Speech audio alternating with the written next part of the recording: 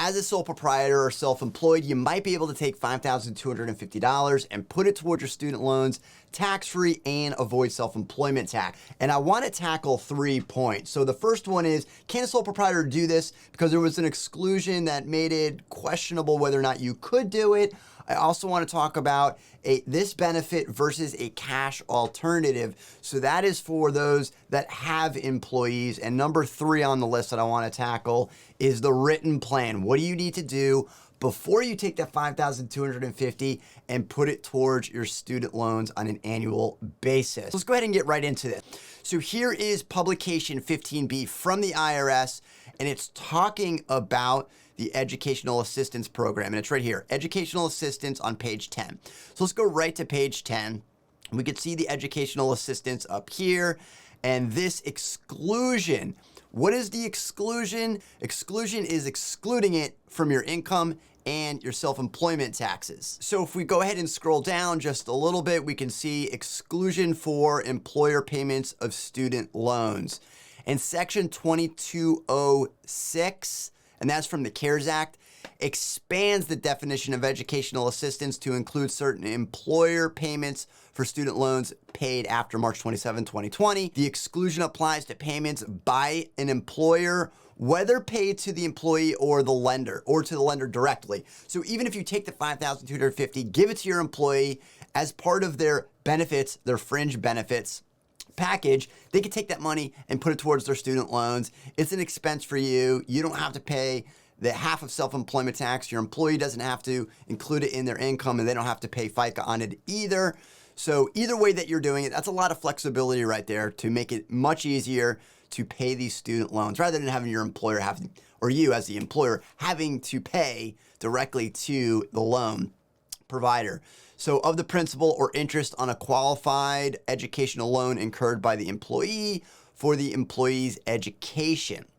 Now, if we scroll down, what's really important to make sure that we understand, and I'm not going to go into those 3 points in order. I'm looking for the cash right here. And the program doesn't allow employees to choose to receive cash or other benefits that must be included in gross income instead of educational assistance. So here's really important to pay attention to, that you can't go to your employee and say, hey, let's do this scheme.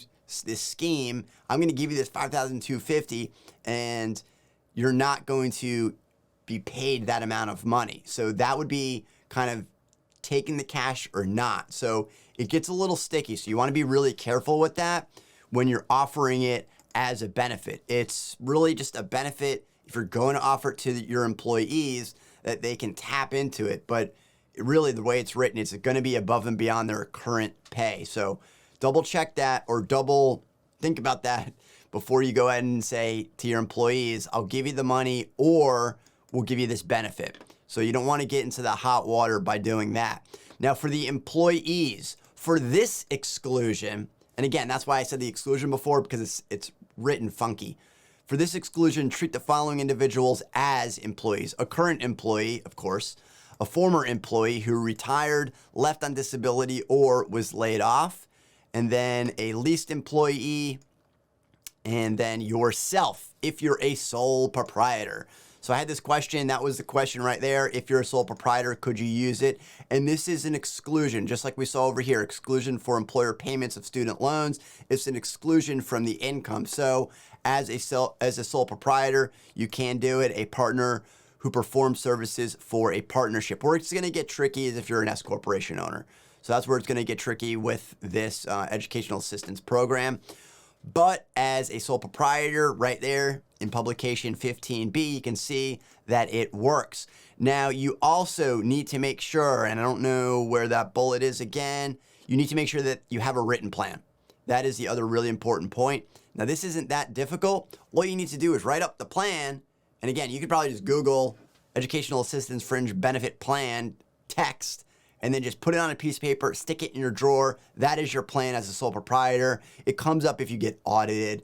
The IRS might ask for this at some point in the future, so it's very unlikely that it'll ever come into play, but you need to make sure that you have a written plan that outlines. And what they're looking for is that you're not discriminating against your employees. Again, if you're a sole proprietor, obviously you don't have any employees, So it doesn't really matter. It's kind of ridiculous that they even have that. They should have put that in there and said you don't need a written plan if you're a sole proprietor.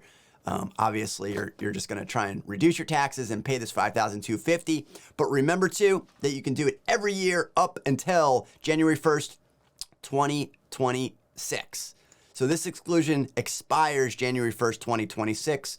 Now, interestingly, if I were to read only this publication, this exclusion expires January 1st, 2026, unless extended by future legislation.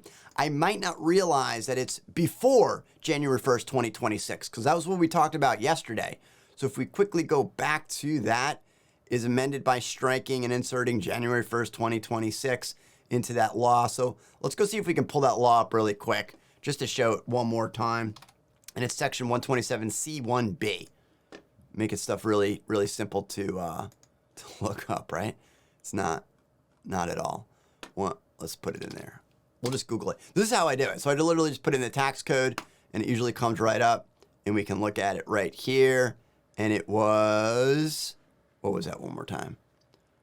It was C1B. So we have to scroll all the way down, C1B, and right there, before January 1st, 2026. So you can't, according to this, you can't do it in 2026 before January 1st, 2026. So there's a quick update with sole proprietors, cash alternatives, don't do it, and making sure you have a written plan. If you've enjoyed the video, be sure to subscribe and leave your comments down at the bottom.